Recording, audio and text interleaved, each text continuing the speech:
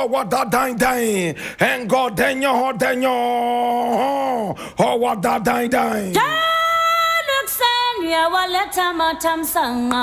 This is the voice. Not just any other voice, but the voice of the patriot. And this is the re-echoing of the voices of the people. Remember, the voice of the people is the voice of God. This is where we speak truth to power. And my name, Black Rasta. Now here we don't criticize. But if we must criticize, we'll only do that on one condition: to build and not to destroy. That is why we keep saying we are in the service of God and country.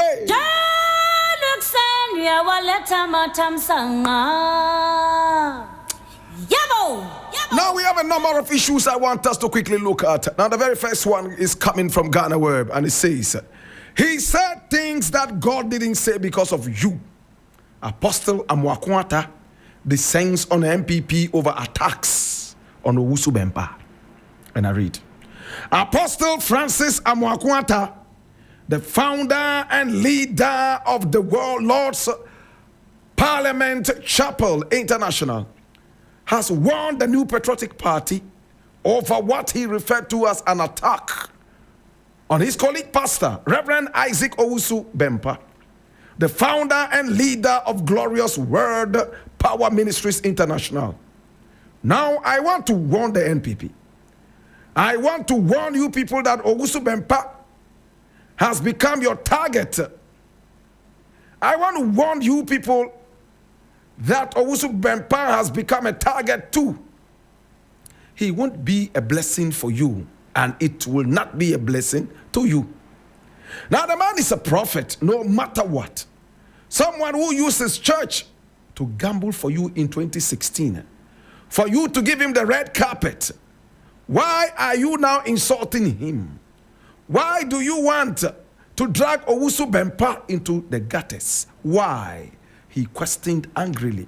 Now, Amwakwata has criticized the NPP for the treatment of Owusu Bempah, stating that it is unfair. Now, speaking to his congregants on Sunday, September 15, 2024, he stated that if the NPP is now dealing with a different pastor for their affairs, Owusu Bempah should be given some rest. In 2020, he stood up for you. So when things like this happen, it seems ungratefulness has set in. No matter what, Owusu Bempah is a prophet, so give him every respect he deserves. Those who are going on the radio to insult him should stop, because it won't help. I know Baumia is not like that, because Baumia went to his church. Now this man has fought earnestly. In 2016, no prophet could come out, but this man stood up and said things that God did not even say, just to help you people.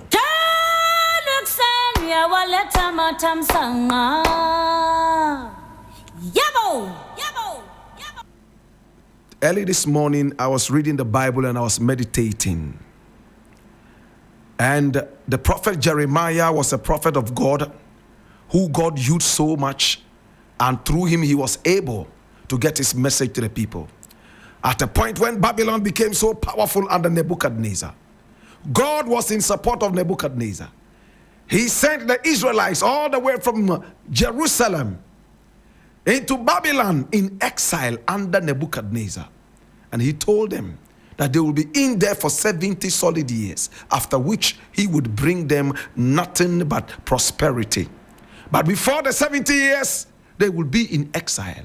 All God demanded from them to do was to till the land, the so-called gardens, plant food that they would eat from, and wait until the 70 years. Jeremiah was asked to speak to the people in exile. And those who refused to go into exile, or those who escaped the exile, God said he was going to put them by the sword and finish them up. My brother, my sister, but the interesting thing in there is this. He told Jeremiah, go and tell all the prophets who are prophesying lies in my name. Those of them who are going out there telling nothing but lies. Tell them I'm going to take them out one after the other, and by the sword they shall go down. And there was this prophet called Hananiah. Prophet Hananiah was a prophet who told lies. In other words, he prophesied lies. God was so angry with him, he said, for prophesying lies about me, I shall put him to death. And the Bible says, in the 7th month, he died. My brother, my sister, God has never been so angry with the people to the point that his anger bent so quickly. When the prophets lied, he brought them to reality. He killed them. And those who dreamed dreams, he brought to an end, especially the dreamers of lies. By this thing that I'm reading, it appears to me that if this Amwakwata man is a man whose words we have to go by, then it means Reverend Isaac Osubempa, my own schoolmate and classmate at Tia Mother Secondary School, prophesied nothing but lies to be able to bring the NPP into power. Am I correct? Now, if this is correct, how many people are going to take prophets seriously? It looks like the prophetic business has become a true business. There are a lot of people who parade themselves as Hananiahs of our time. They prophesy what you want to hear. And at the end of the day, if it doesn't come to pass, they have a million reasons they can give you why it didn't pass. Oh, you didn't pour the oil at the right place. Oh, you were supposed to wake up at midnight. You woke up 2 minutes after midnight, or 2 minutes earlier than midnight. So that's why it didn't work. Oh, so many different reasons they will give you. My brother, my sister, it looks like the prophetic ministry is almost becoming a sham right now. Every prophet is now prophesying about the elections. Even when they see that you are about to die, they don't prophesy to you because you will not make them money. But even if they see nothing about politics, they will still come out and prophesy so that they can make money. Did Reverend Isaac Osubempa really speak things that God did not say? Now, when I look at the Kumasi prophet, much as so many people will see him as credible, for fear of going to jail, he could have prophesied that the NPP would come into power. And by that, it's another way of causing confusion, isn't it? If it doesn't come to pass, his church members and people who believe in him would say that there's a wrongdoing. And for that matter, they will come up in arms against the nation. This is dangerous, isn't it? My brother, my sister, religion is good, but it is worse if you don't graduate into spirituality.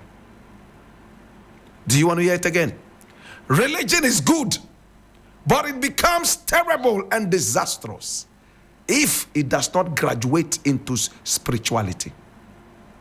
Another time, I will explain. But for now, where are the prophets who are prophesying? Now we are hearing Amwakwata say that Reverend Osubempa prophesied things that God did not say.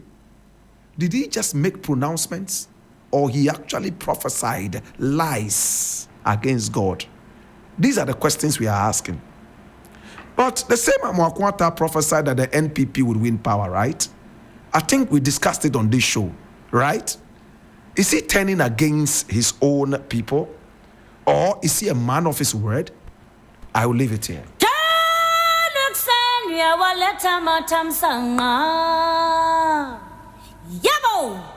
Another thing I would really want to look at, and I need you to come along whilst we look at it. Now, on Twitter, now called X, Kenoforiata is trending. There's another man who is trending. He's a comedian and an actor. He's also trending. Why is Kenoforiata trending? It's because he has invested over 58 million American dollars into the most expensive swimming pool in the world. And that swimming pool is the site of the so-called National Cathedral. It is now a swimming pool. Children from La, Choco, who are tired of swimming in the sea, now have the opportunity to jump into the most expensive swimming pool in the world. It was a big hole that they dug, getting ready to lay some foundations. They had all the drawings done by one of the most expensive architects in the world. My brother, my sister. Said David J. At the end of the day, it remains just a hole. Now it's been filled by rainwater, and the children are having a feast of glory and joy, jumping into the most expensive swimming pool in the world, the National Cathedral pool, or better still, the National Swimming Pool. That is why Ken Oforiatta is trending. Many people on X are saying that this is the most useless finance minister the nation has ever seen, in whose regime the nation invested into the most expensive swimming pool and crashed the economy to tatters. Could they be right? My brother, my sister. Now the next man who is also trending there is a man that you know, and it's related to the same thing. You know who we are talking about? We are talking about Michael Blankson, the shaman boy who is now in America, a comedian that we love. He's cursing Ghana on X. He sent out a number of tweets, and in those tweets, he is cursing Ghana. He's asking people never to invest in this country because he came and built a school and dedicated some amount of money to some Euro bonds, hoping and praying that the bonds mature time after time to take care of the school. Today, he has lost everything. According to him, his money has been used to pay the Chinese loans that Ghana took. He said it's enough. He will never invest in this country, and calling on some other people never to invest. Now, my big problem is this. Is Baomia listening to this? Is Napo listening to this? Is Nana Akufo-Addo listening to this? This is the first time I am hearing in all my 50 years of being on earth that you buy government bonds, you invest your money with the government, and the government rudely will come up to you and insult you like this. Look at one of the tweets from Michael Blankson. He says, when I bought the Euro bonds, it was paying 10% interest, which will pay for the school, and then Ghana kidnapped the money to use to pay their debt. Almost 3 years later, they tell me, oh, we are sorry, but we can only pay you 1.95%. And we will hold your money for 15 years. And he says, shake my head. They were paying 10%. Now they want to pay less than 2%. They have kidnapped his money, and he can only get it after 15 years. This is what Michael Blankson is saying, and more. Is Bawumia listening to this? The chairman of the economic team, my brother, my sister. Is Nana Akufo-Addo listening to this? Is Napo listening to this? Instead of campaigning on policies and how to take people out of this predicament, this disaster is bigger than a predicament. This is Armageddon. They are rather going around preaching about who has killed which pastor, preaching about giving back excavators to Galamsey, preaching about who the founder is and who the founder is not. It's an insult for Bawumia to keep campaigning. The chairman of the economic management team of the Republic of Ghana. This is what you are doing to bondholders. You are giving them unprofessional haircuts.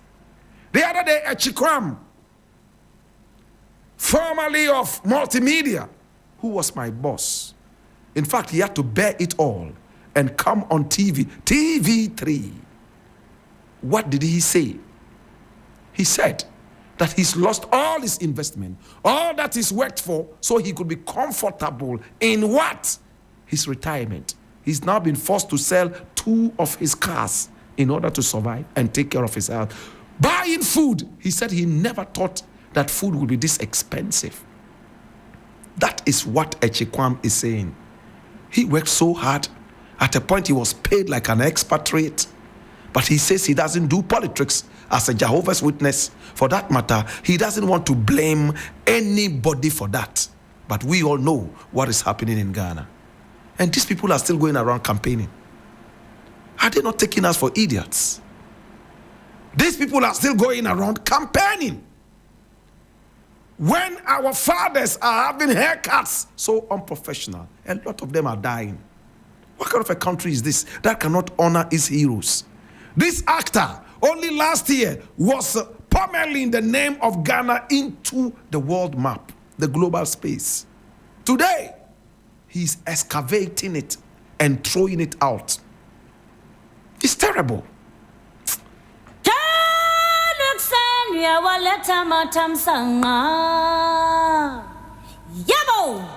There's something I want to read here, and it breaks my heart. Yeah, it breaks my heart. But I have to read it. Somebody has to. Somebody has to. And I think I am the guy to read this. My brother, I'm reading this from my Joy Online. And it says, PURC warns of ECG's potential bankruptcy in a letter to Presidency and Energy Minister. Oh, Irade Nyankopan. Yay, Irade. Did you hear that? PURC warns of ECG's potential bankruptcy in a letter to Presidency and Energy Minister. I read. The Public Utilities Regulatory Commission, PURC, has served notice that the Electricity Company of Ghana may be on the verge of bankruptcy due to severe financial difficulties. I'll leave it here. My brother, they went bankrupt. That is the hard word. But because of the elections, they found a way of bringing the light. People like Gabi Asairochidakun had to chastise their own party. They said, you kept the light on. Why now in election year? They forced themselves to put it on. They kept a few of the coins so they could bribe you to vote for them during the election. My brother, do these people care about Ghana? Now the Electricity Company of Ghana is on the verge of bankruptcy. This is what they are saying. It says that Electricity Company of Ghana is about to collapse. You see, that is why I cry for Mahama every time. Now everything is pointing to the direction that is the next president, the comeback president, John Dramani Mahama. All the statistics in Ghana and outside Ghana are saying that. That's not me saying that. My brother, if all the statistics are pointing to the direction of Mahama coming back into the presidency, is this what he's going to inherit? A city that is weak like carbonic acid. The collapsed Electricity Company of Ghana. The collapsed GIHOC. The collapsed everything. Should Akufo-Addo not go to jail? Do we have laws in Ghana that protect some of these guys from going to jail? Should Ken Ofori-Atta cough out every penny he swallowed into his belly in the name of the data bank and beyond? Should all these people in power suffer for putting Ghanaians at risk like this? I'm just asking. And Bawumia is still going around campaigning. What's wrong with you? You're giving people dirty haircuts. Ghana now has the most expensive swimming pool in the world. Oh, my brother, are we safe? Are we safe? I'll leave it here, man.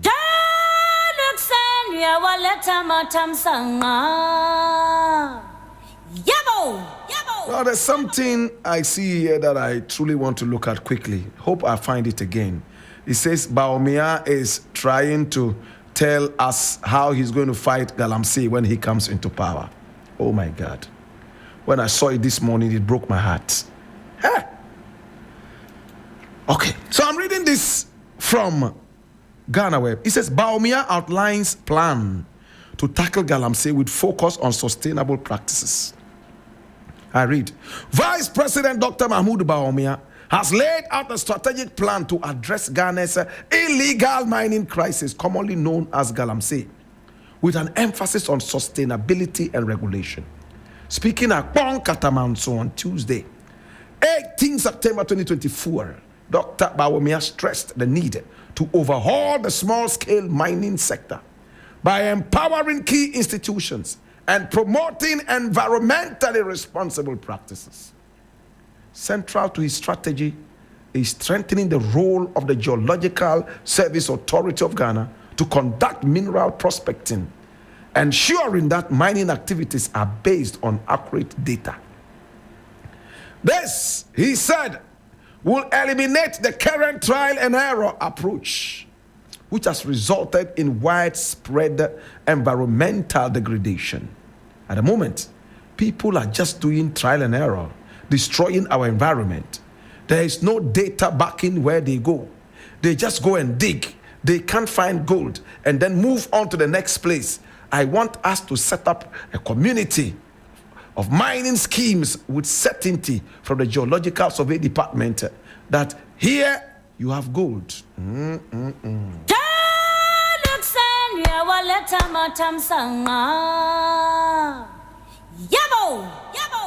My brother, this is Bawumia talking.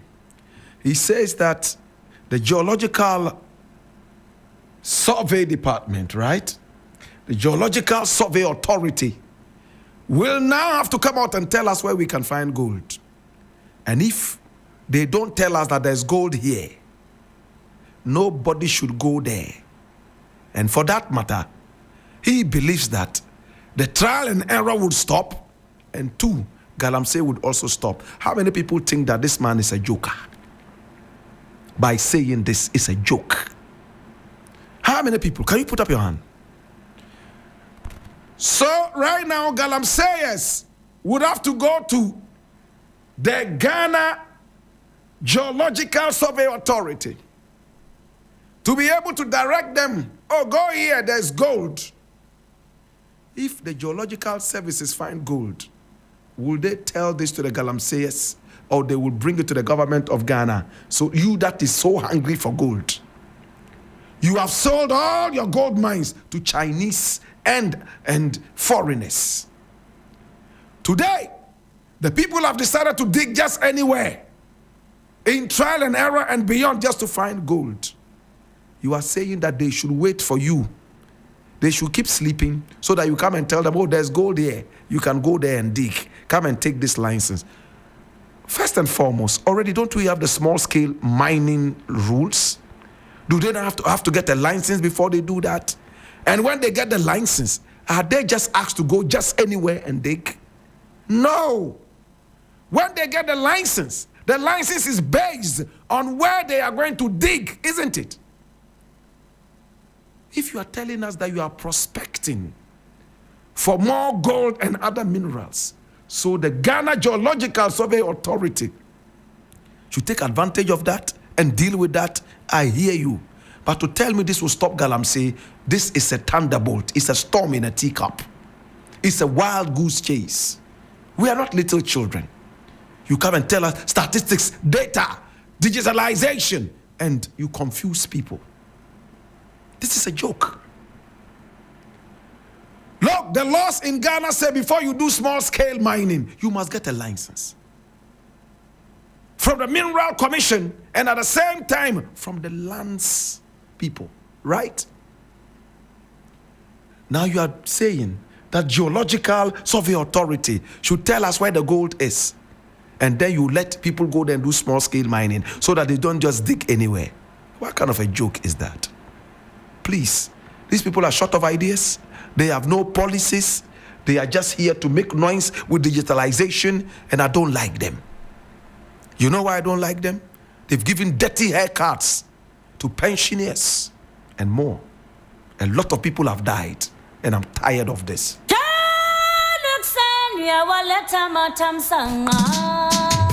Sure.